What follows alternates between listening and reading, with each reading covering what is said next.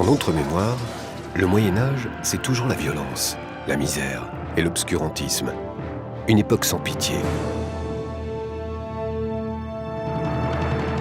À table, ce seraient des disettes à perpétuité pour les gueux, un peu de pain s'il y en a, et des festins sans fin pour quelques princes et gentes dames.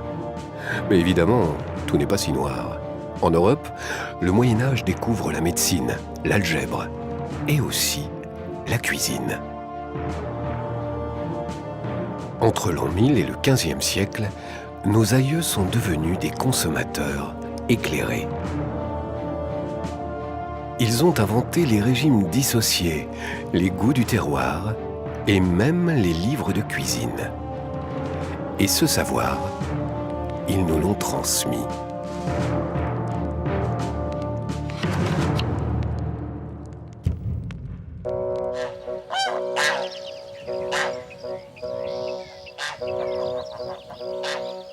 En l'an 1427, celui qui veille au grain sur ses belles oies blanches, c'est l'écuyer Martin. Car à cette époque, le cuisinier se fait appeler écuyer.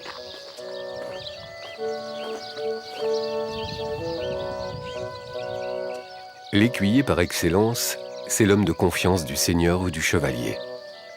C'est une fonction très estimée, car après de bons et loyaux services, c'est le seul titre qui permet d'être anobli. D'accord.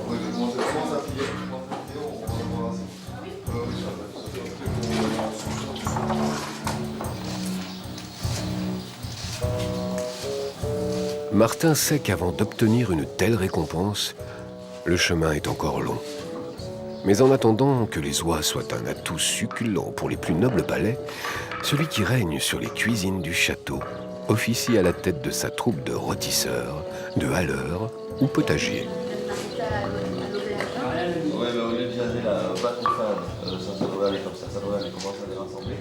L'écuyer Martin se préoccupe non seulement de la santé et de l'appétit de son seigneur et de ses hôtes, mais il doit être aussi fin d'esprit et savoir que de la qualité des mets dépend souvent bonne politique et belles alliances.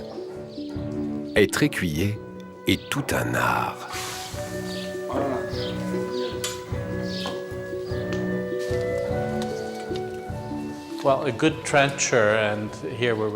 Un bon cuisinier, ce que l'on appelait en Italie un cuoco et en France un écuyer, était un personnage très important dans l'élaboration des banquets, parce qu'il supervisait toutes les opérations de cuisine.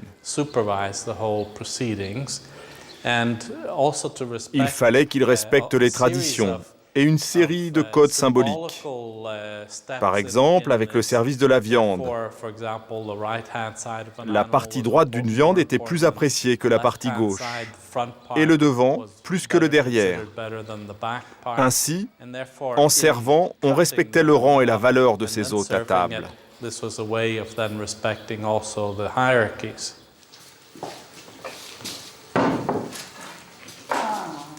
pour ta pâte.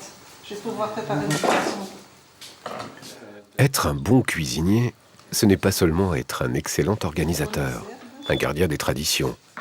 C'est savoir aussi improviser en fonction des arrivages du jour. Ce matin, la pêche a été fameuse. Voilà le deuxième. Et attends, je vais te dire. Ces filets seront parfaits pour devenir un bastet de saumon. Un plat de luxe réservé depuis des siècles à une poignée de privilégiés, car c'est du poisson pêché en eau douce. Bon de pâte, du sel.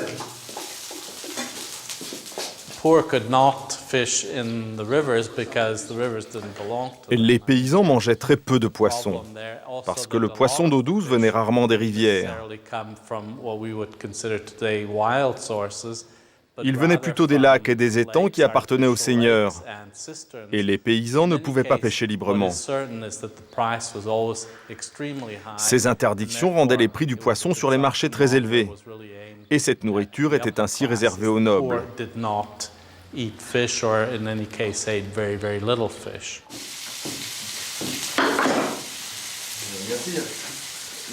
L'astuce de l'écuyer Martin pour que ce bastet de saumon soit digne de la table du château du Colombier et de son hôte et voisin le duc de Rodez, c'est du jus de citron. absorbé par les filets encore rosés, il deviendra légèrement sucré à la cuisson.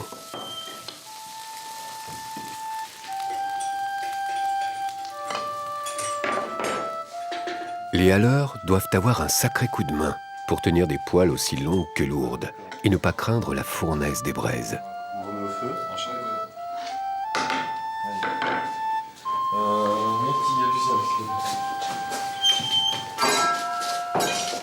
Myrtille, et vas-y, mets de la braise. Pas de la cendre, de la braise. Avec cette technique qui remplace avantageusement une plus longue cuisson au four, en moins de 5 minutes, le basté est doré. Pour te pâte, D'accord. prépare des branches de laurier que tu vas venir disposer autour des filets en décoration.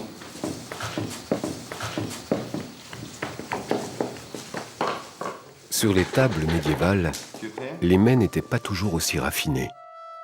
L'immense majorité de la population devait se contenter de peu.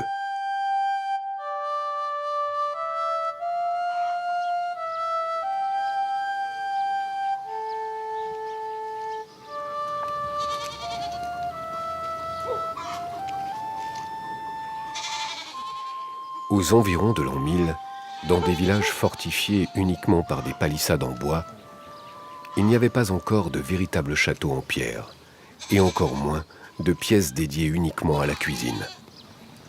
Alors, pour ne pas être enfumé, on prépare les plats à ciel ouvert dans une simple houle, un pot de terre idéal pour tout cuire et réchauffer des repas rudimentaires. Pour l'an 1000, on est dans l'imaginaire concernant l'alimentation des paysans, qui sont quand même 90% de la population. Ce qui est sûr, c'est que c'est une alimentation à base de céréales, ce qui crée de la fragilité, parce qu'en cas effectivement de mauvaise récolte, d'un coup, on n'a pas de complément alimentaire et on se retrouve dans une situation très difficile. Et à l'époque, il y a des famines, donc encore au Xe et XIe siècle.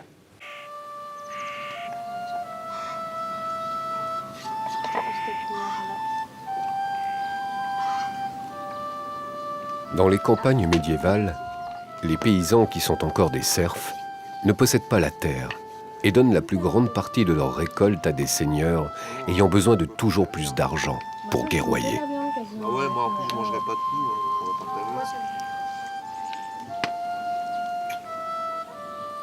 Alors, pour améliorer l'ordinaire, la seule solution, c'était de braconner à ses risques et périls dans les forêts des seigneurs.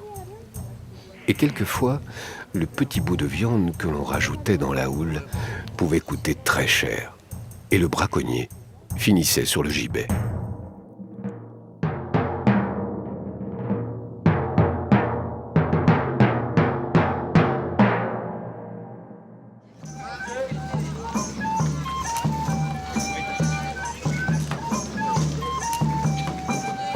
De l'an 1000 au XIVe siècle, trouver pitance est donc une préoccupation quotidienne pour les paysans, les gueux ou les saltimbanques. Le poète François Villon, cherchant quelque chose à se mettre sous la dent un soir de 1460 dans la bonne ville d'Orléans, témoigne en vers. Viande, embrochée, brouets et gros brochets, mais aux pauvres qui n'ont de quoi, comme moi, Dieu patience, pour la pitance. Heureusement qu'il existe depuis le IXe siècle, dans le capitulaire édité par Charlemagne, une loi ordonnant le devoir d'accorder au moins l'abri, le feu et l'eau à tout voyageur. Mais en dessous, j'ai quelques instruments de musique qui pourraient rendre notre avis. Très bien. Partout dans les auberges, comme ici dans celle du parc historique de l'Archéon, aux Pays-Bas, où le temps semble s'être arrêté au XIVe siècle, les poètes ou les musiciens trouvent de quoi boire et manger. Pour ce Minnesänger, nom que l'on donnait aux troubadours dans le nord de l'Europe pour commencer, c'est un verre d'Hippocrate. C'est la boisson la plus populaire de l'époque. C'est un vin rouge, aussi tendre que jeune, adouci la plupart du temps avec du miel, et dans lequel on rajoute généralement de la cannelle et du gingembre. La consommation de vin, estimée entre 2 ou 3 litres par jour et par personne, est sans commune mesure avec la nôtre. Toujours jeunes, les vins dépassent rarement 5 à 6 degrés. Et ce faible taux d'alcool leur donne aussi une vertu antiseptique. Car pour boire de l'eau à cette époque, il est recommandé d'y rajouter toujours un peu de vin. Mais pour les amateurs de vin plutôt que d'eau, l'important, c'est de savoir comment il a été pressé. Comme on peut le voir sur cette tapisserie, il y a deux manières assez distinctes en fait de produire le vin. Il y a le fait de simplement le fouler au pied, ça produit un vin qui est considéré comme le meilleur, le vin de Mergoutte. Et puis il y a le fait de le presser, qui produit alors là un vin sans doute de moindre qualité parce que la rafle est restée à l'intérieur, un vin qui est plus teinté, un vin plus épais et plus foncé pour des classes inférieures de la société. Donc vous voyez, rien que dans la production du vin déjà, il y a une différence.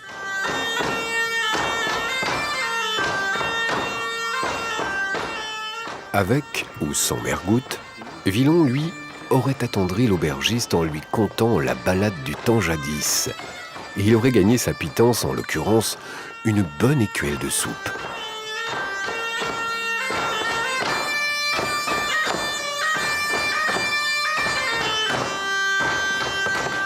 Pour faire une bonne soupe, il faut tout d'abord du pain. Et ça, c'est l'affaire des boulangères. Elles sont femmes plutôt courtisées quand il s'agit de savoir où en est la prochaine fournée.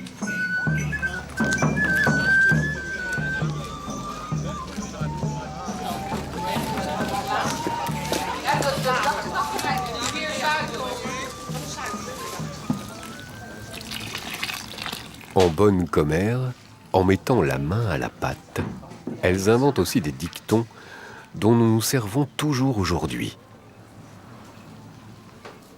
Gagner son pain, long comme un jour sans pain, ôter le pain de la bouche. L'élément primordial de la nourriture médiévale est fabriqué essentiellement à base de froment, de seigle ou de son, et ses teintes évoluent en fonction de l'échelle sociale.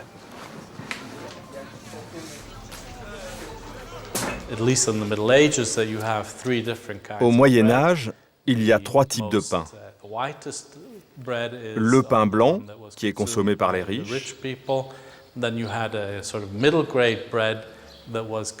Les gens un peu moins riches consomment un pain qui est un mélange de seigle et d'avoine, qui donne un aspect plus gris. Enfin, il y a le pain très très foncé qui était fabriqué pour nourrir les servants, mais aussi les chiens.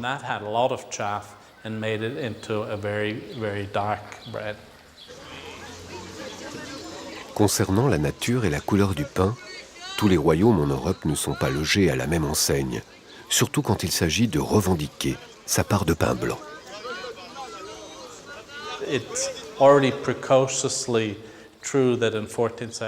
En Italie, au XIVe siècle, de grandes manifestations se sont déroulées pendant plusieurs mois pour réclamer davantage de pain blanc pour tout le monde.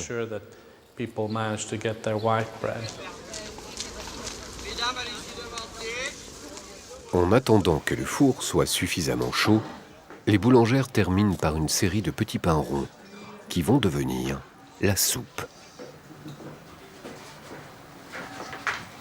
En toute saison, ce bout de pain plus ou moins dur est déposé au fond de l'écuelle.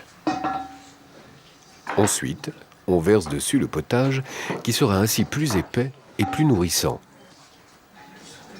On passe à table vers 17 heures. On mange tôt au Moyen-Âge pour profiter du jour. Pour les gueux, il n'est pas question de faire la fine bouche devant ce plat unique éternellement réchauffé et qu'il aura déjà fait leur déjeuner du matin. Seule la couleur change en fonction des saisons. En fin d'automne et en hiver, souvent période de disette, la soupe est brune et sombre, faite de pois ou de fèves. Avec le retour du printemps, elle vire au blanc, puisqu'on y met des oignons, des orties et parfois une goutte de lait. En été, elle devient d'un beau vert, parce qu'elle est riche en légumes. En revanche, que ce soit en soupe ou pour accompagner tout autre plat, le pain est l'aliment indispensable de la table médiévale. surtout quand il s'agit de déguster un bon morceau de viande. Le pain devient alors un tranchoir. Coupé en deux, il est l'assiette sur laquelle on sert les pièces de viande. Et ce n'est pas grave si elle finit en miettes. L'important, c'est de pouvoir se régaler de quelques cailles, si le calendrier le permet.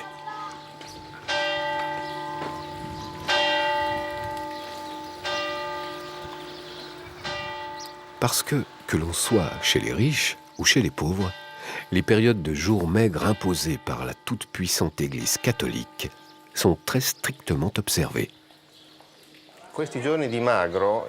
Les jours de maigre où l'on ne peut pas manger de viande représentent environ un tiers des jours de l'année.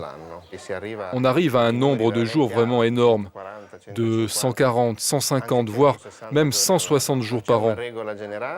Il n'y a en général pas de règle unique, parce qu'au Moyen-Âge, les églises suivent des règles locales.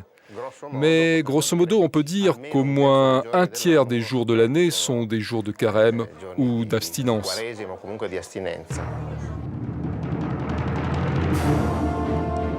Nos diététiciens nous imposeraient bien la même chose.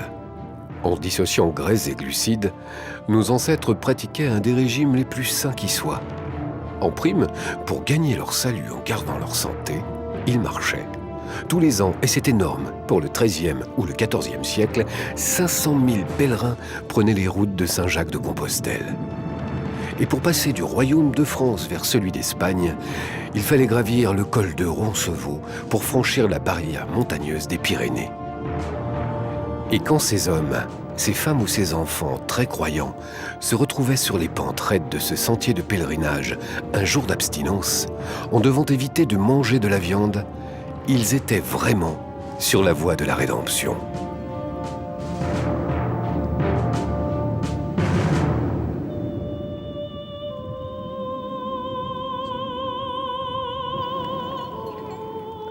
Pour les jacquaires comme pour tous les chrétiens, ces règles érigées par l'Église étaient parfaitement admises. L'alternance entre jours gras, carnage, et les jours maigres, carême, était vécue comme une évidence. Je pense que l'esprit et la mentalité pendant le Moyen-Âge, en ce qui concerne les alternances alimentaires, sont très simples. Dans la mentalité médiévale, je dirais que cette alternance se traduit par des habitudes évidentes. Par exemple, pendant le carême, dans certaines villes médiévales, la corporation des bécailles, c'est-à-dire les bouchers, arrête de vendre de la viande et se met à vendre du poisson. Je dirais que la société médiévale n'a pas vécu cette bataille entre carême et carnage d'une façon particulièrement traumatisante.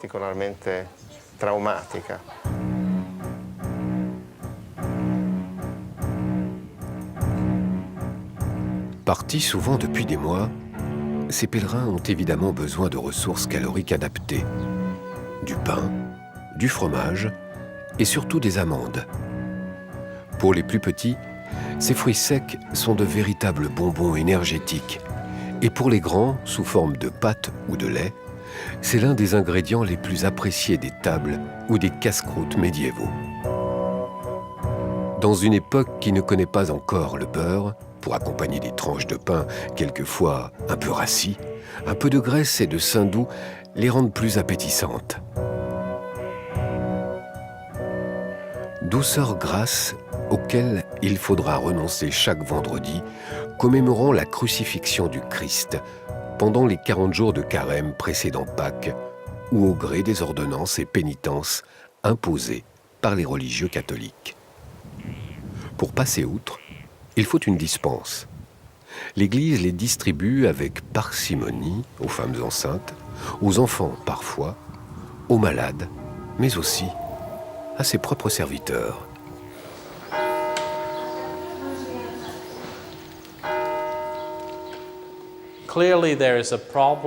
Il y a clairement un problème avec la conception des règles que devaient suivre les moines durant le carême. Certains d'entre eux essayaient d'échapper au régime maigre prévu en se faisant souvent passer pour malades. Et finalement, ils obtenaient des dispenses pour les autoriser à manger autre chose que ce qu'ils avaient le droit de manger. Ces moines qui réussissaient à se faire passer pour malades pouvaient manger des aliments riches, interdits habituellement, comme de la viande par exemple. Voilà pourquoi certains moines se faisaient passer pour malades. Seuls les moines qui étaient dans la hiérarchie avaient normalement accès à ce type de nourriture.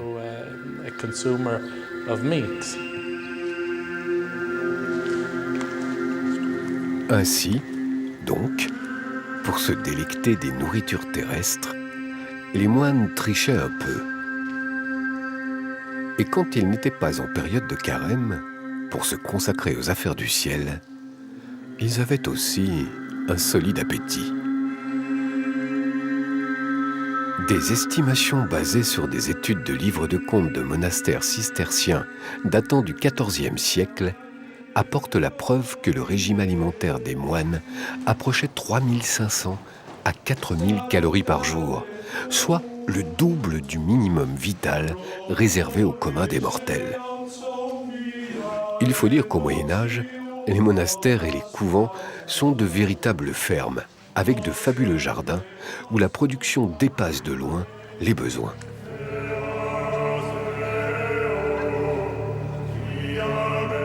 Les laïcs, en commençant par les pèlerins, profitent de cette abondance, ce qui renforce évidemment le prestige des moines. L'ordinaire et les productions des monastères sont très variées. Légumes, fruits, bière au nord, vin au sud et bien sûr, fromage. Chaque congrégation a sa spécialité. Sur les tables de l'abbaye de Roncevaux, à la frontière franco-espagnole, ce qui fait la renommée des serviteurs de Dieu, c'est leur savoureux fromage de brebis. Il redonne, paraît-il, force et courage aux pèlerins pour atteindre Saint-Jacques de Compostelle, qui n'est plus qu'à une quinzaine de jours de marche.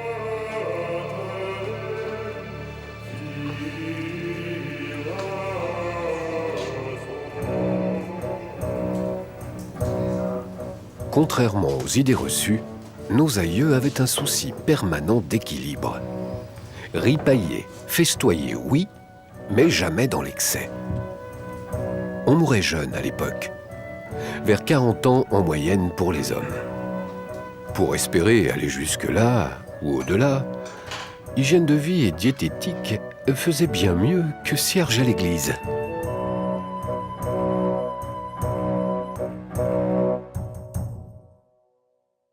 L'idée est très répandue que l'alimentation, c'est un moyen non seulement d'assurer la conservation de la santé, donc elle a une vertu en quelque sorte préventive, celle d'éviter les maladies, c'est aussi quelque chose que nous pensons aujourd'hui, bien sûr, mais qu'elle a aussi une vertu curative, c'est-à-dire qu'une alimentation appropriée peut permettre de combattre telle ou telle maladie. Ça, c'est quand même quelque chose assez fort, qui donne à l'alimentation une importance dans l'arsenal médical qu'elle n'a peut-être plus tout à fait aujourd'hui. De fait, au Moyen-Âge, à travers des traités de diététique comme le Taquinum Sanitatis, tout aliment est aussi un médicament. Les herbes, les épices, les légumes, les viandes sont considérés avec autant de sérieux que nos traitements pharmaceutiques contemporains.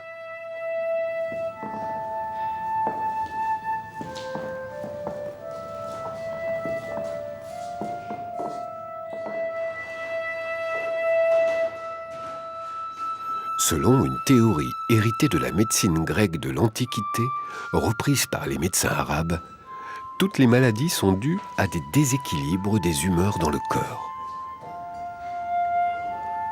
Il suffit alors, pour obtenir la guérison, d'activer ou de réduire ces humeurs par un régime approprié, composé à base d'aliments ayant comme nature essentielle le chaud, le froid, le sec ou l'humide.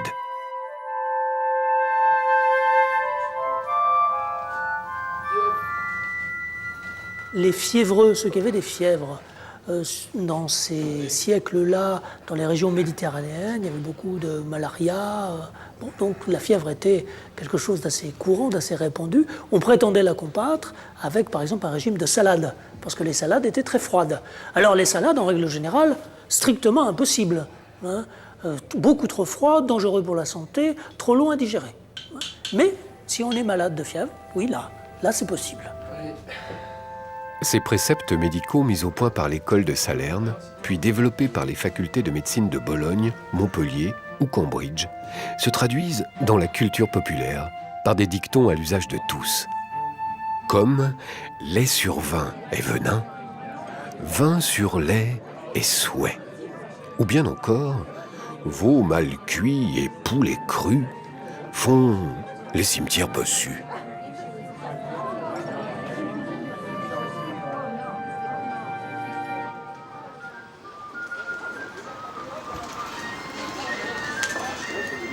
La recherche de l'équilibre alimentaire dans le monde médiéval ne se limite pas seulement à des règles diététiques. Pour se bien porter, on recherche aussi des produits sains et frais. En matière d'hygiène, les mesures sont déjà draconiennes. Ce marché exactement reconstitué par des passionnés d'histoire médiévale sous les murailles de la ville de Dinan, en Bretagne, est un lieu idéal pour en juger. Toutes sortes d'étals se côtoient, armuriers, herboristes, légumiers, bouchers et poissonniers. Mais tous les commerces de bouche sont soumis à des règles précises, surtout quand il s'agit de conserver les aliments. Prenez le hareng par exemple. La mer du Nord en regorge et c'est une véritable manne pour alimenter toute l'Europe en période de jours maigres. Le chevalier Philippe de Mazières, parti sur les bords de la mer du Nord chercher des renforts pour bouter les Anglais hors du royaume de France, note dans son journal en 1434 que les harengs sont si nombreux que l'on peut les tailler à l'épée. Pour faire face à ces pêches miraculeuses, les pêcheurs hollandais ont l'idée d'apprêter le poisson directement à bord. Dès leur arrivée au port, ils sont entassés dans un petit tonneau, entre des couches compactes de sel. C'est le hareng caqué. Avec cette technique de conservation dans le sel, ce compagnon obligé des jours maigres se conserve plusieurs mois et s'exporte à travers toute l'Europe. Mais à la fin du Moyen-Âge, il sera détrôné progressivement par la morue pour quelques deniers de plus. Merci. Côté boucherie, on découpe avant qu'il ne fasse trop chaud. Jamais de bovin, réservé au lait ou à la charrue. Mais du porc, du chevreau, de l'agneau, toujours irréprochable de fraîcheur. Contrairement aux idées reçues, on s'imagine souvent que les gens au Moyen-Âge mangeaient de la viande avariée, qu'on ajoutait des épices pour masquer ce goût de viande avariée. On vendait la viande très fraîche. Ça, c'est une certitude. On a retrouvé tous les règlements de boucherie dans toutes les villes occidentales ou méditerranéennes. Et ces règlements sont absolument formels sur les délais de vente de la viande. Allez, du matin. Et du matin, j'étais ici sur la foire. Cette viande, à nos palais, semblerait proprement immangeable. Trop fraîche, pas assez racise. Et pour cause, la règle la plus fréquente, c'est d'abattre la bête sur le point de vente aux yeux de tous et de la vendre rapidement, c'est-à-dire au plus tard le lendemain. Une fois la viande réglée directement ou à crédit, par une petite marque sur la taille, une tige de bois qui est un peu l'ancêtre de nos cartes de crédit, on utilise différentes techniques pour la conserver. La dernière précaution, elle se passe en cuisine. C'est-à-dire qu'en fait, il s'agit, dès que la viande devient un petit peu gluante, poisseuse, parce qu'il y a une couche microbienne de surface qui s'est développée, à ce moment-là, on juge qu'on ne peut pas aller plus loin dans la conservation, qu'il faut la manger, et on la plonge dans de l'eau bouillante. Qu'on choisisse de rôtir la viande, de la frire ou de la mijoter, d'abord, on la fait toujours bouillir. Et peut-être que ce bouillir, en fait, c'était comme une sorte de blanchiment, c'est-à-dire on plonge cette viande un petit peu gluante dans l'eau bouillante pour en fait la laver, la nettoyer avant de la préparer.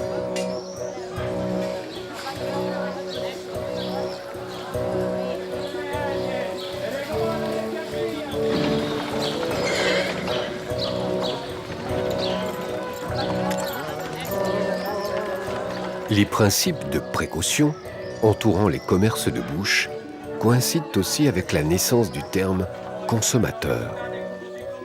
Dès le milieu du XIIIe siècle, dans des villes de plus en plus peuplées, les citadins ne connaissent plus vraiment la provenance des produits qu'ils achètent. Ils deviennent purement et simplement des consommateurs, et des consommateurs particulièrement avides de pourceaux. Les porcelets embrochés et farcis sont une des pièces maîtresses des tables aristocratiques. Dans le cochon, tout est bon, dit-on déjà, mais pas n'importe quand. Le calendrier chrétien rythme l'élevage des pourceaux. L'Église autorise ainsi leur abattage exclusivement entre Toussaint et Mardi Gras. Car avec le froid, l'absence de mouches pendant cette période rend sa conservation plus sûre.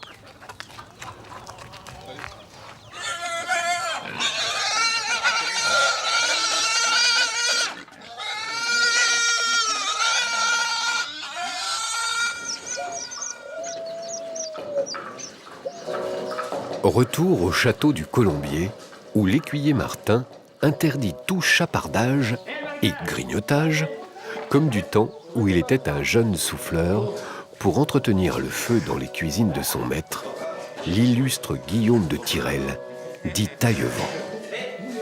Il a appris qu'il ne faut pas ménager sa peine en cuisine, si l'on veut être digne du blason des 3 marmites du premier écuyer du roi Charles V. Martin n'a pas encore eu l'idée géniale de réunir dans un livre les meilleures recettes de son époque, comme l'avait fait Taillevent.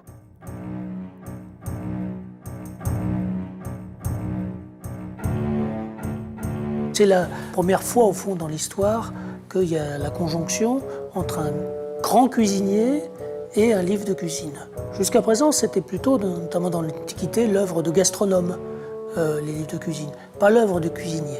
La nouveauté du Moyen-Âge, c'est que c'est l'œuvre de cuisinier. Et le premier best-seller culinaire en Europe occidentale, c'est celui de Taillevent, c'est Le Viandier, qui va être édité jusqu'au milieu du XVIIe siècle. Or, il a été écrit au tout début du XIVe siècle. Donc c'est quand même une belle longévité qu'on souhaiterait à beaucoup des productions des chefs actuels.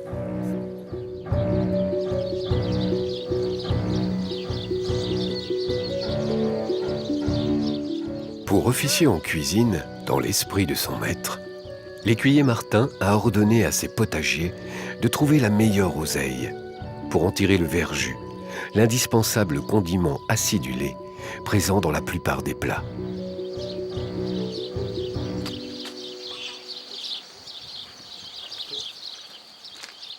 Au passage, bien sûr, ses petites mains prélèveront l'ivrèche, aigre-moine ou réfort, plante aujourd'hui oubliée ou passant pour de mauvaises herbes.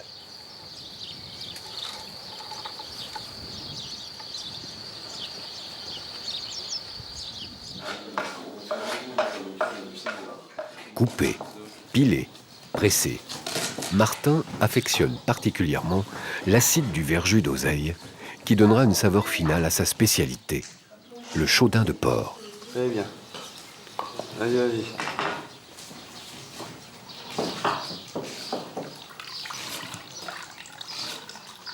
Ce jus vert, mis à toutes les sauces dans la cuisine médiévale, peut être également fabriqué à base de jus de fruits pas tout à fait mûrs, comme du raisin récolté un bon mois avant les vendanges, ou des pommes, des poires, ou même des prunes.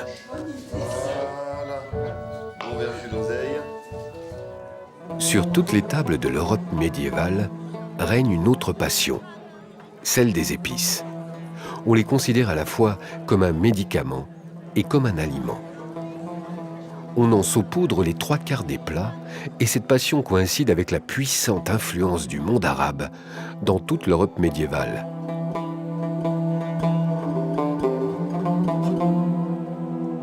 Les 200 ans de croisade de l'Occident pour s'emparer de Jérusalem ont ouvert de multiples routes vers le Moyen-Orient et jusqu'au cœur de l'Asie centrale. En passant par Constantinople, les routes des épices rejoignent celles de la soie. Destination, Samarcande, les Indes ou la Chine.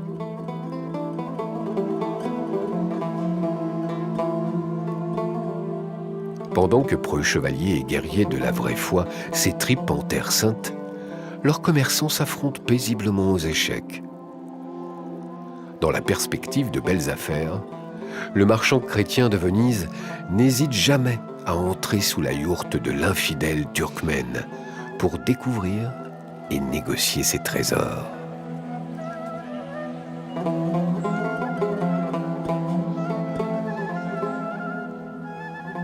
Alors, au moment des croisades, les épices qui ont surtout enthousiasmé les Occidentaux, ça a été la cannelle, la noix muscade, avec son massif autour également, qui était très important et très parfumé, le gingembre, les cardamommes, il y avait plusieurs cardamommes, les grandes et les petites cardamommes, les poivres.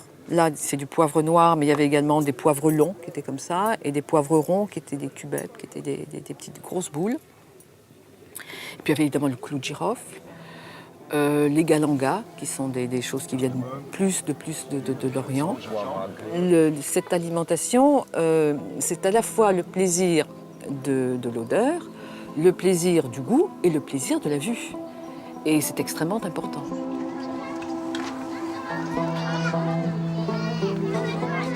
L'apport des fastes de l'Orient ne se limite pas seulement aux épices, canne à sucre, bananes et riz. Les Arabes apportent de nombreuses techniques culinaires comme la pâte feuilletée ou les fruits confits.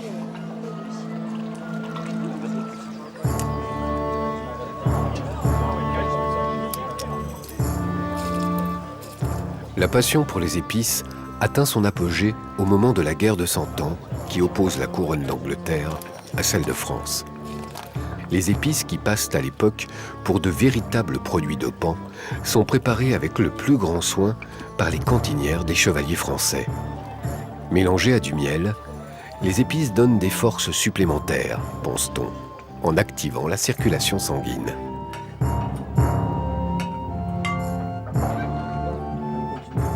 Comme au soir du 24 octobre 1415, à la veille de la bataille d'Azincourt, ces fervents admirateurs de la fine fleur de la chevalerie française n'ont pas oublié dans leur reconstitution cet important détail. Ayant revêtu les tenues des ducs de Bar et d'Alençon, comme eux, ils se servent à haute dose de poivre, symbole de richesse et promesse de puissance indispensable pour bouter l'anglais hors de France.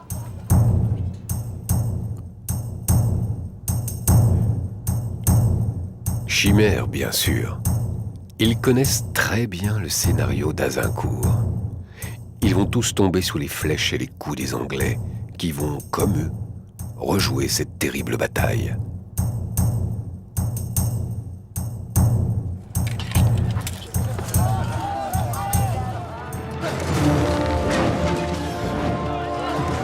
Nos livres d'histoire nous disent que, perfidement, l'Anglais, en sous-nombre, rompit avec les règles de la chevalerie pour faire pleuvoir ses flèches sur les chevaliers français, contraints de combattre à pied. Trop lourds, ils se firent massacrer par les coutilliers d'Henri V.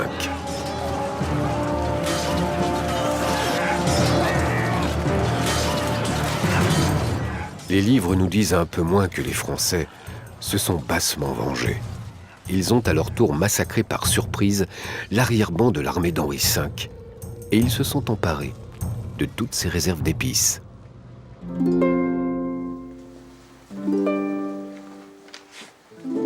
Au Moyen Âge, il arrive donc que l'on meurt vite et violemment. Mais on sait vivre aussi, en croisant les plaisirs de la chair et ceux de la chair. Le Moyen-Âge, fortuné, a ainsi adoré la vaporeuse atmosphère des étuves, très accueillante pour les amoureux.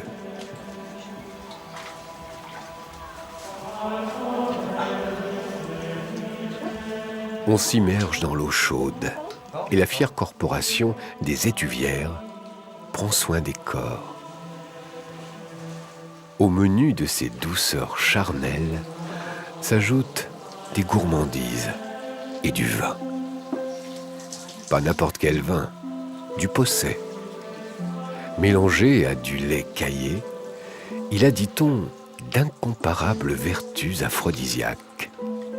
Alors, il arrive fort souvent que l'on ne se contente plus d'un simple partage des mets.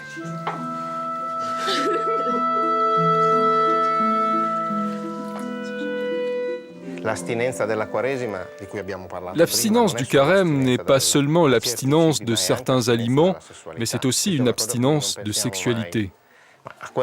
C'est une chose que l'on oublie toujours. Pendant le carême, les rapports sexuels sont interdits.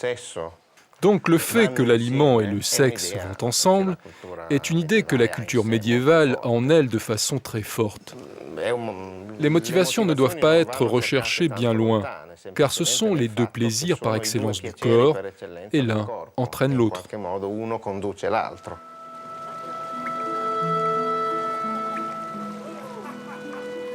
L'époque n'est pas prude.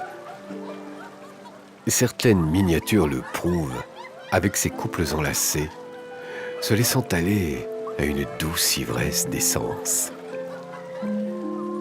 Ces pratiques libertines se popularisent avec l'ouverture dans les villes d'étuves publiques. Mais elles tournent à la prostitution organisée et il faudra attendre la fin du XVe siècle pour que soient interdits, au moins en public, ces ébats gourmands et amoureux.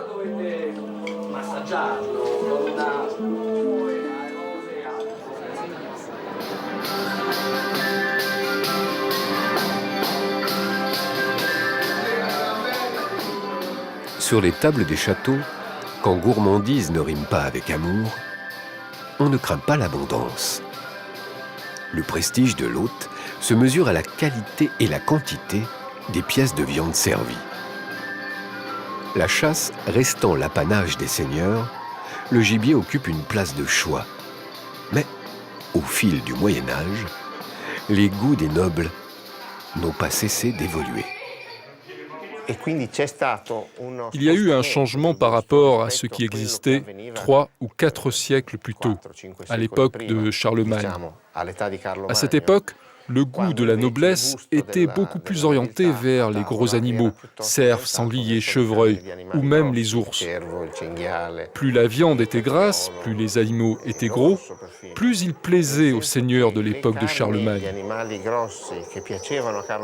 Ils étaient le symbole de la force du guerrier qui se régale d'animaux décrits dans les traités de diététique comme les plus nourrissants.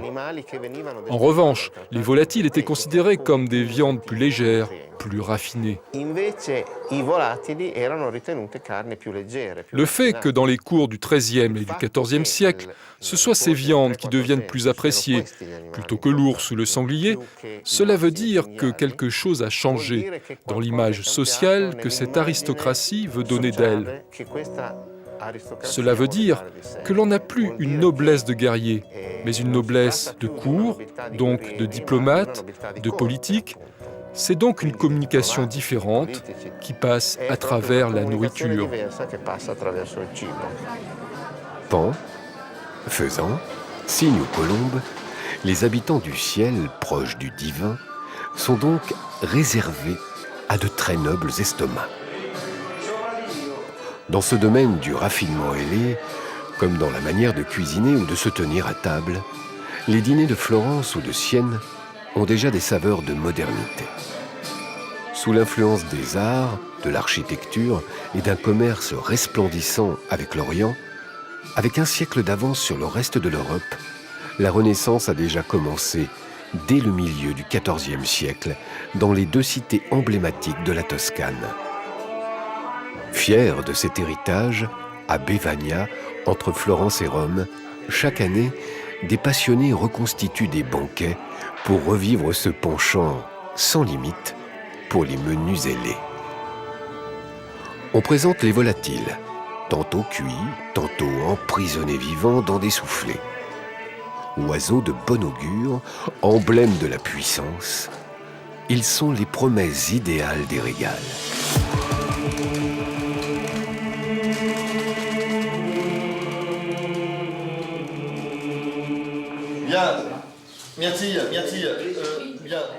Dans les cuisines du château du Colombier, au XIVe siècle français, le menu pour Alméric de la Panouse est beaucoup moins raffiné. Mais il n'est pas forcément moins appétissant. À quelques minutes du service, c'est le coup de feu. Tout doit être prêt en même temps, parce que l'usage des banquets est de tout porter simultanément à table. Il ne reste plus qu'à lancer le fameux chaudin de porc de Maître Martin. Le rôtisseur a déjà fait revenir quelques livres de saucisses dans du saindoux.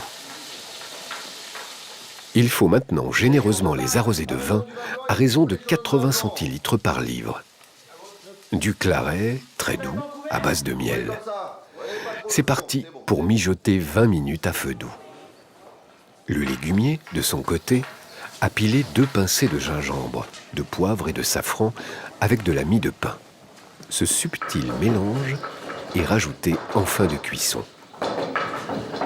Martin surveille en personne l'exact rajout de son précieux verjus, la clé de sa spécialité. Enfin, 1 minute avant de servir, il conviendra simplement de briser 2 jaunes d'œufs en remuant constamment.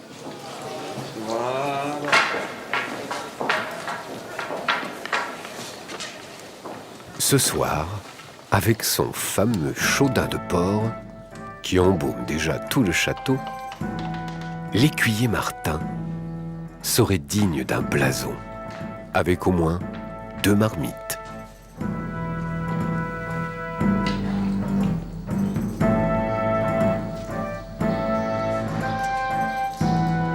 Sept siècles plus tard, l'héritage des grands écuyers de cuisine est toujours bien vivant.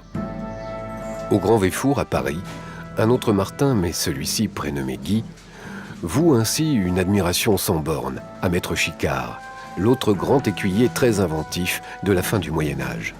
Lui aussi était savoyard, mais au service du prince Amédée VIII. Maître Chicard inspire largement la carte de ce restaurant où se précipite le tout Paris. Il propose ainsi régulièrement une roséole de porc préparée selon les préceptes de son vieux maître.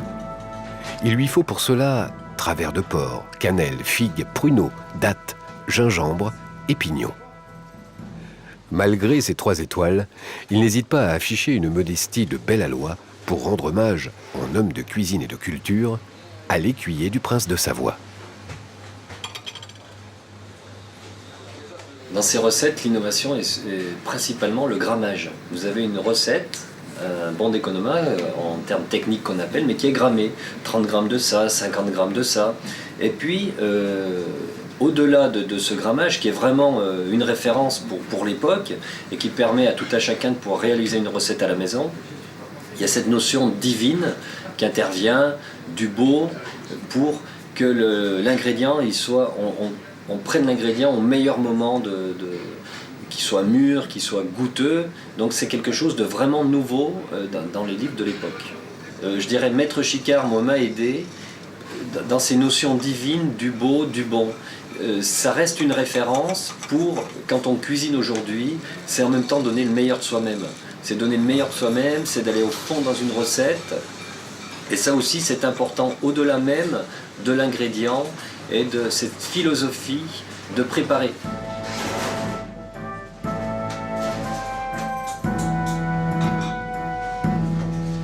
Guy Martin, assez fourneau, se dit souvent que Maître Chicard, du haut de son XVe siècle, avait déjà tout compris.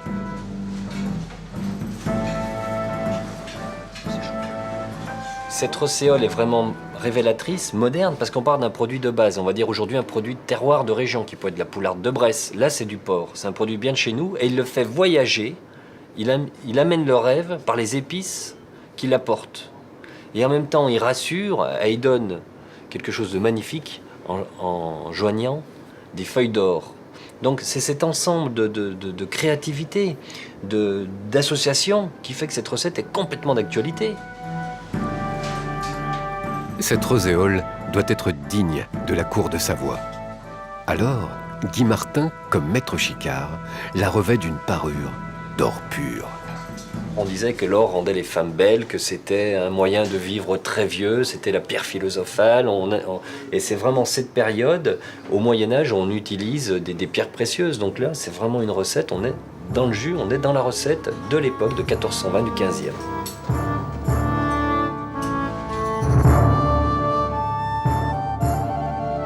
Ces goûts, ces jus, évolueront sous l'influence de la Renaissance, débutée outre-Piémont. Les cuisines s'ouvriront à d'autres saveurs, parfois venues de mondes nouveaux. Elles s'affranchiront des règles pesantes de l'Église, on raffolera du sucre, et l'on dégustera pour la première fois des pâtes ou d'immenses olla podrida, avec de petites fourches à deux dents. Mais on n'oubliera pas Taïwan, maître Chicard ou l'écuyer Martin, parce que sans eux, l'histoire du goût n'aurait jamais été la même.